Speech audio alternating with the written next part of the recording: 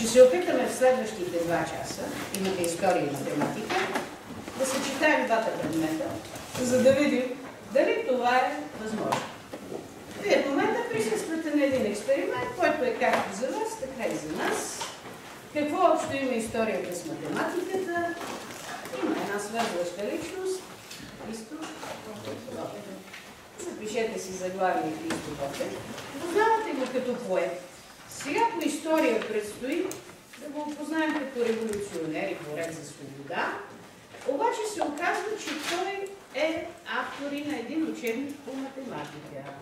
Дали учениците са учили по неговия учебник и на какво се е опитвал да ги научи, това ще разберете в следващите 2 часа.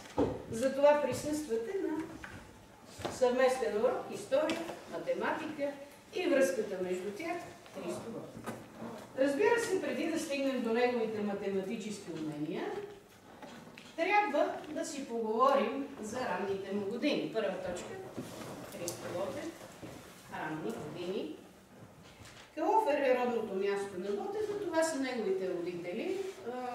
Иванка Дрянкова Ботева е майка му. Понеже неговата дъщеря по-късно ще се нарече Иванка Ботева, затова в историята майка му се споменава с нейното бащино име Иванка Дрянкова. Баща му е видният учител Ботю Петков. Имахме урок, ако си спомняте за портрета на възрожденски учител и там имаше един текст за Ботю Петков. Уникални са и двамата и те оказват много голяма роля за възпитанието на своето дете и за първоначалната така ориентация.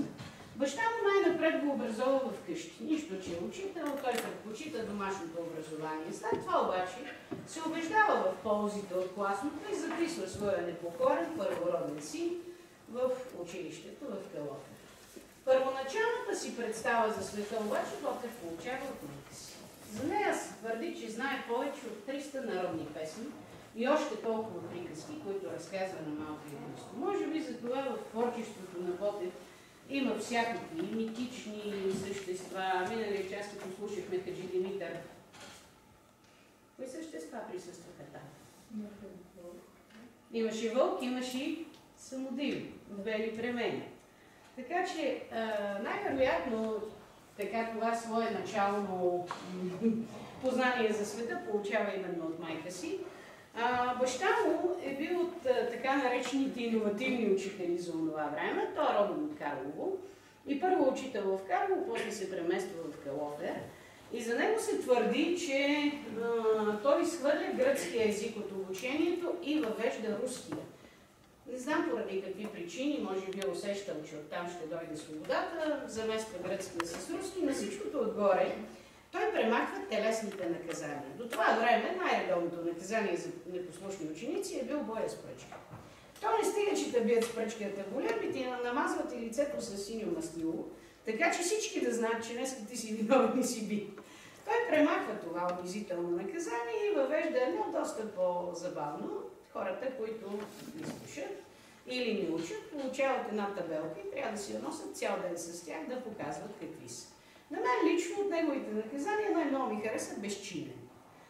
Нали си носиш табелка, тем цял ден стоиш прав и не ти дават да седнеш. Така че, както виждате, неговите наказания са не по-малко унизителни, но поне не са физически. Така че този буден и напредничев за времето Даскал Ботю дава първоначалното образование на своето дете. Христо е първото от общо 9 деца, които ще се родят в семейството на Ботю Петков и Иванка Дрянкова. Любопитното е, че от тия 9 деца нито едно не оставя наследници. Живи преки потомци на Ботевия род няма. Аз съм ви казвала, че историята обича да се шибува. И така, роден на 6 януари. Обаче няма да кажа годината, защото ще откриете ви. Може би да покажем задачата, свързана с годината. Познавате революционерите възрожденци, предполагам. Кой е първият? Първият кой? Как? Георги Раковски, защото някой каза Бенковски. Втория е? Любен Каравелов. Така, изображенията сме записали годините на раждане на тези революционери. Имаме следната задача. Нека да подредим в редица числата, образувани от последните две цифри на рождените години и годината на освобождение на България, която коя е? Точно така, затова редицата завършва с числото 78. Значи 21 сме взели от рождената дата на Раковски и така нататък до 78. И сега намерете липсващото число. Ако половината от него е равна на средното аритметично на дадените 4 числа, виждат се дадените 4 числа, нали така? Намалено с половината от числото на Левски. Тук ще ви се наложи да изчислявате, но нека всеки сам да си прочете задачата още веднъж бавничко. Имате химикали, в тетрадката по история можем да изчисляваме. Пак я прочетете. Добре, Мария, повярвай. 4,25 4,25 или 42,5? Да, Погледни си пак сметката. Браво, добре. Ето тук в съвсем дясната колонка, заставите отдясно само внимание с пълничките. Само да покажем сумата и средното аритметично. Да не ни е чак толкова страх. Средно аритметичен успех всеки е смятал. Добре, общата ти сума е колко? Или ти направо като изразче. Добре. Чудесно. И получихме. Тази стойност следва да намалим с колко сега? Какво сме записали? Ако искаш да се бързай, да разметнем половината от числото на Левски. Числото на Левски е 37 според това, което сме записали. Да смятаме. Добре. 18, и колко ще се получи. Така, да намалим означава, но не ясно какво, така че намалява и средното аритметично с тази стойност. И това ще ни даде половината от резултата. После още нещо ще трябва да преценим. И до какъв извод после можеш да им кажеш, стигаш за липсващото число. Браво! Браво на Симона. Има ли въпроси? Някакви по задачата. Значи какво да кажем сега? На въпросителната, на мястото на въпросителната следва да запишем коя година, Мони, диктувай още веднъж. 1808 години. Значи можем да допълним вече мястото и датата на раждане, 6 януари. Под точка запишете. Роден на 6 януари 1848 година в Галъв. Това е отново майката на Ботев, вече на малко по-късни години и неговия роден дом, като изгледа отвътре. Тъй като, пак казвам, тук се раждат те деца на семейството, някои от тях умират много малки, всички умират обаче много млади. Това е някаква съдба. Това е училището, което е открито 1848 годината, в която се ражда Ботев и в което преподава баща му Ботьо Петков. Той за първи път въвежда класовете в училище. До тогава всички са учили на колко? По-малки, по-големи. Той успява да раздели децата по класове и дори по негово време поддаскал, има такава длъжност, поддаскал при него е бил големия поет Иван Вазов. Той е изпратен там и да се образова и Ботьо Петков го харесва и го прави свой помощник. И така сина му завършва трикласното училище в Галофер. Баща му, убеден в нуждата от добро образование, решава да го изпрати в Русия. Обаче даскалите никога не са били богати хора. Само дето тогава професията е имала повече авторитет и престиж. Макар че в края на живота си даскал Ботьо е унизен не от другия, от самите галоферци. Когато вече той е стар, болен и не може да преподава, правят едно поклонение до близкия галоферски манастир. И понеже тогава еснафите се събират на групи и отиват. Еснаф е какво беше? Които упражняват една и съща професия, нали така? Това ли беше еснаф? Еснафите се събират със семействата си и отиват заедно на поклонение. Да, ама даскал Ботьо няма еснаф, той е учител все пак, той не е занаятчия. И тогава той се обръща и казва, аз към кой еснаф да отида? И един от галоферските чорбаджи му казва, абе ти върви с говедарите, там най-ти е добре. Така че, наистина, никой не е пророк в собствената си страна и никой не е оценен от своите си хора. Той иска да даде на сина си добро образование, но няма достатъчно средства и затова се обръща към Найденгеров. Найденгеров по това време живее в Пловдив, а ние го учихме с вас като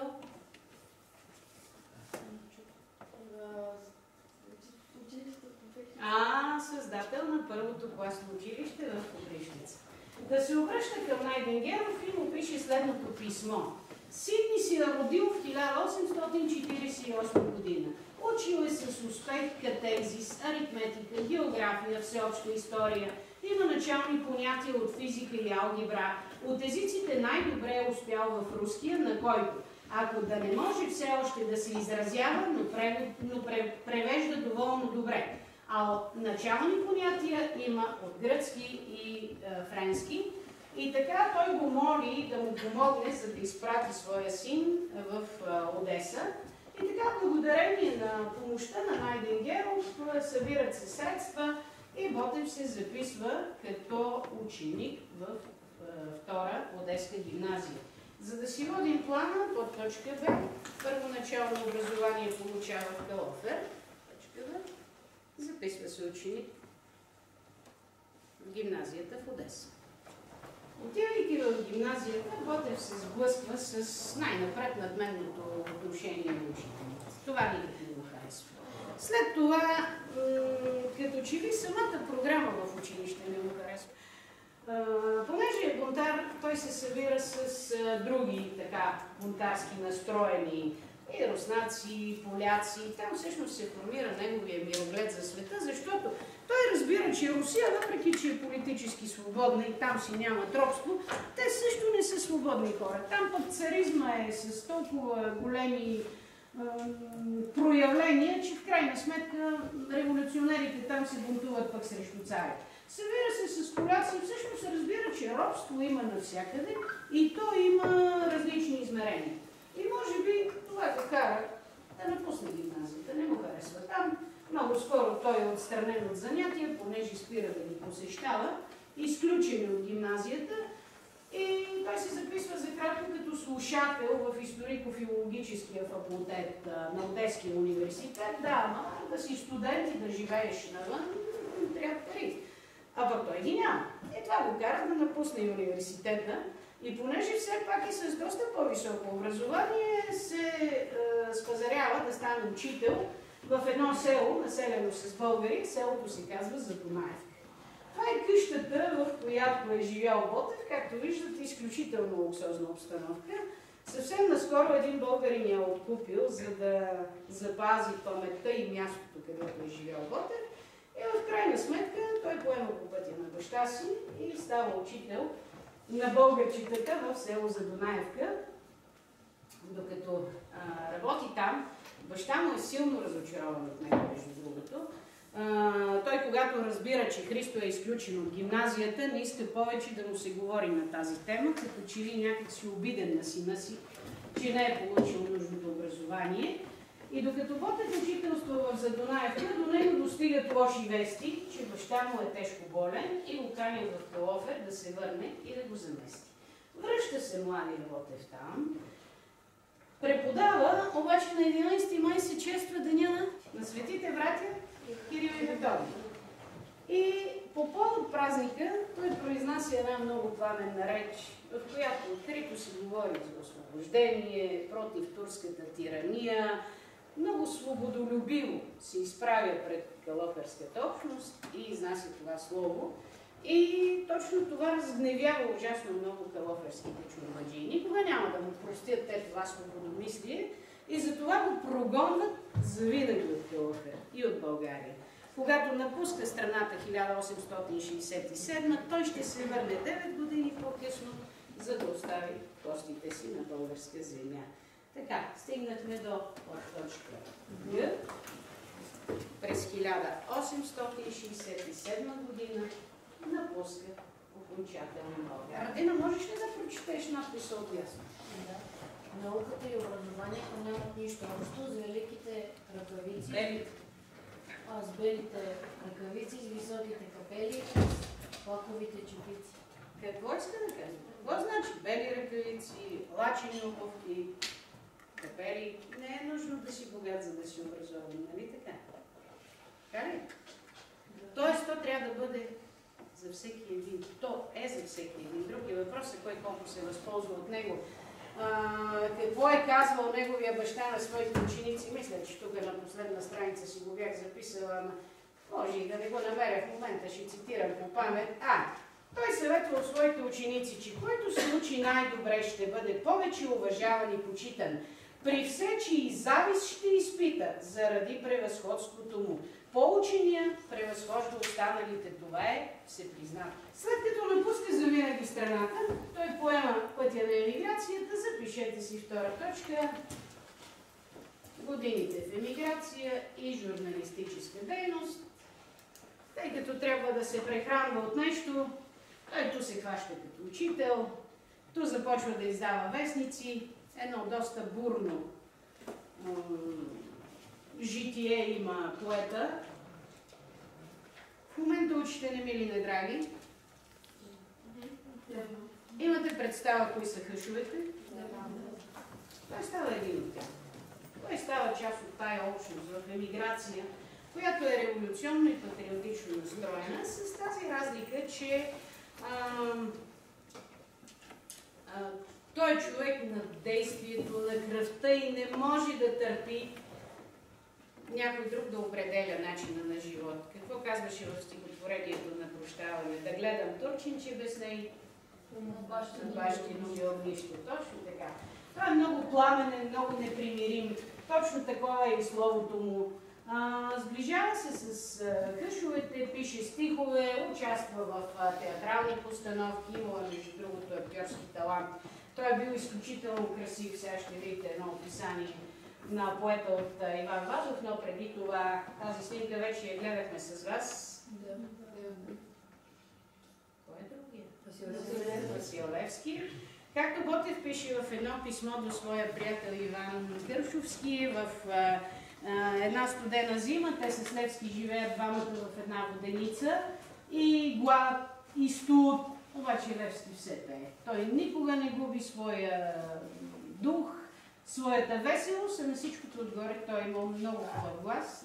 Знаете, че той е учил и в училището за свещеници, но най-вероятно е талантлив и така. Тази среща се запечатва много дълбоко в съзнанието на Ботев и след като разбира, че Левски е обесен, той му посвещава стихотворението, песването на Васил Левски. Това е зимата на 1868-69 година, а Левски, знаете, че по това време гравитира около БРЦК, който пък се ръководи от Любен Каравелов. И логично, нали, Ботев се потапя в тази атмосфера и започва най-напред да сътрудничи на Любен Каравелов около редакцията на вестниците. Скоро обаче започва да издава свой вестник, Дума на българските емигранти. Ботев издава общо 5 вестника. Аз искам да знаете 2. Запишете точка. Вестник Дума на българските емигранти.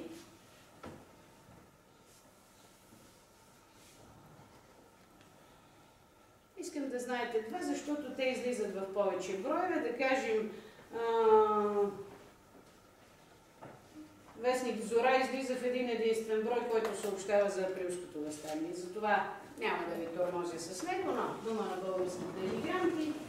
На страниците на вестника той разгръща всъщност своите идеи за революция, за освобождение на България. Там публикува и своите политически фейлетони. Те се учат в по-горните класове, защото сега все още сте малки, за да разберете какво по-точно цели да направи. И така, изключително харизматична личност. Много така, събирайки около себе си други революционери, други бунтовници. Ето какво казва Иван Вазов за него от този период. Съжалявам, че ми беше... беше ми трудно да ви намеря снимка. Той беше висок, едър, почти изполин, с черни пламенни очи, с нос дълъг, римски, малко кръвичък към лявата буза, челото му широко, благородно, на двата края на което, под бялата кожа, постоянно трепереха сини жилчици. Косата му черна, щръкнала. Умната му физиономия, необикновено високият му стан, гърлестият му говор и смях, гордият му смел и разкрачествът го отличаваха и торяха по-горе от множеството, сред което вървеше замислен. А тоя момък не мислеше като другите.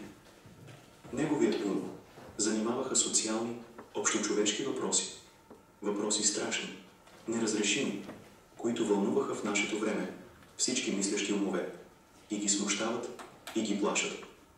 Той беше жив протест против неравенството, против неправедното възвишение на някой в обществото. Ботев беше роден, за да стои по-горе от общото равнище.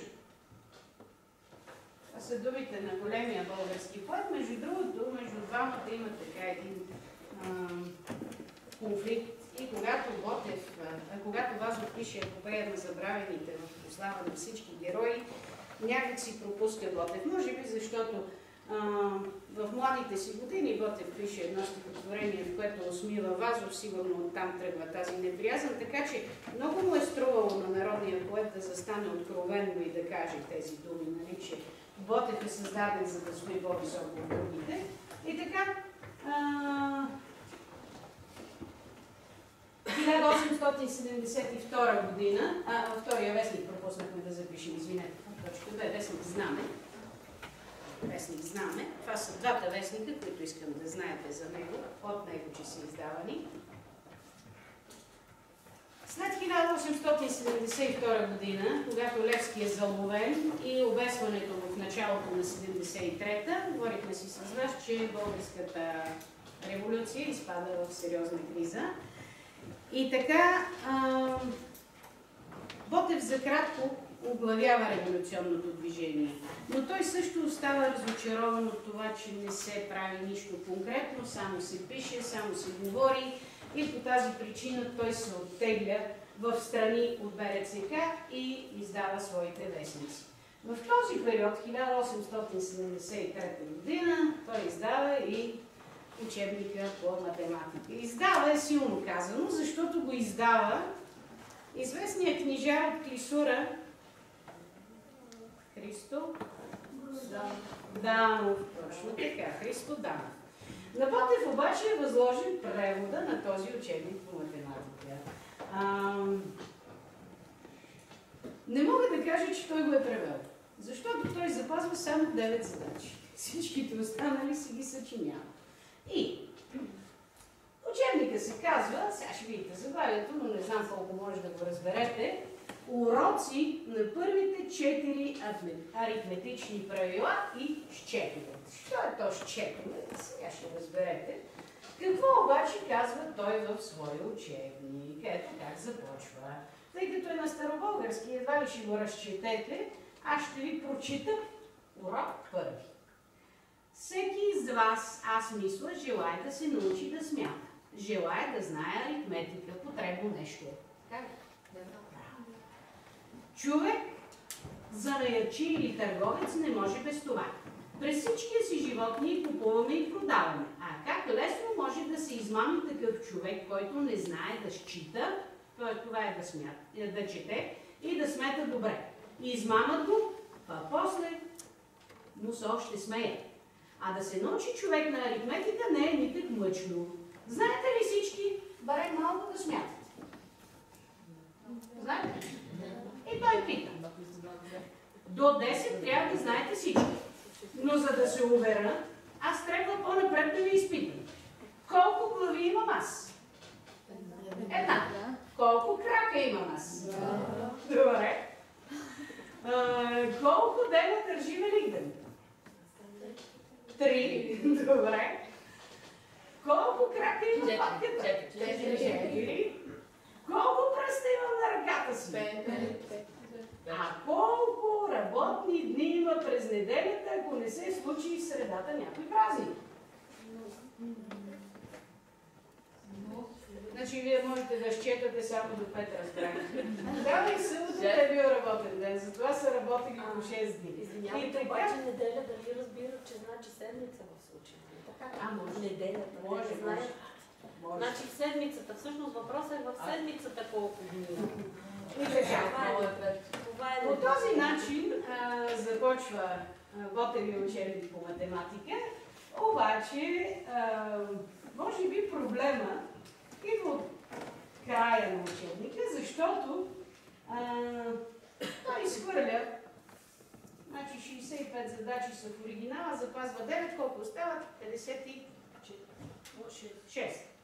Той изхвърля 56 задачи и започва да поставя свои, като залага на историята, на географията, на естествознанието. Тоест той просто се сеща, че междупредметните връзки биха били много полезни на децата. И разбира се, най-много въпроси задава от историята. С госпожата ще решите две задачки от Ботевия учебник. Избрахме тези два примера, въпреки че малко по-късно ще ви прочета и някои съвети, които той дава към учениците.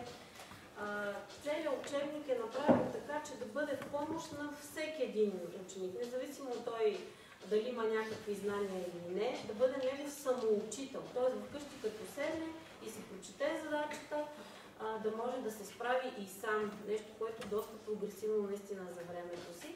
Но нека сега да обърнем внимание на двете задачи. Те са с голямата си част, така ги е, разбрахте от госпожа Каменска, че той е променил съдържанието, ориентирайки ги към родолюбие и патриотизъм или към съвременната ситуация тогава. Например, една от задачите, аз може би тук някъде ще я видим, как един селянин тръгнал за пазара да продаде 16 крини жито. Но по пътя черкези открадват 5 крини, колко че той е закарал на пазар. Ето така, кои са черкезите, е ясно, нали така? Пак говорим за тази робската действителност, но пак казвам, постепенно ще ги видим тези неща. Хайде да прочетем сега първата задача. Ради да те помолим пак ти да ме прочетеш за Арсен и Петър. Арсен и Петър освободиха България от игото на гърците 1190 година. След 206 години България падна под властта на турците, в коя година отечеството ни изгуби своята свобода. Тази е съвсем ясна. Колко е отговора и коя е 196. Тогава ли падат българите? Да. Ами да. Падали нищо по-ясно. Добре, да прочетем и втората. Кой ще прочете, Алиса? Борис цар български приел християнската вяра в 1862 година, а Владимир руски през 988 година. Колко години българите са се покръстили по-напред от турците? Да, казвайте спокойно. 126. Ами разбира се. Тоест имаме две съвсем лесни задачи от събиране и изваждане. Но имайте предвид тогава, нали, малките българчета, които не са имали достъп, някои не са може били така и грамотни да четат достатъчно добре. Така че той е направил именно такива задачи за тях. Добре? Този учебник обаче не влиза масово в българското училище, защото до към края на превода криво-ляво нещата вървяли добре. Да, ама Ботев си е позволил малко да се пошегува с султана и то доста по-грубичко. Никой обаче не разбрал какво е направил Ботев. Учебникът излиза от печата. Даже си има цена, струва 7 гроши. И той достига до българските училища.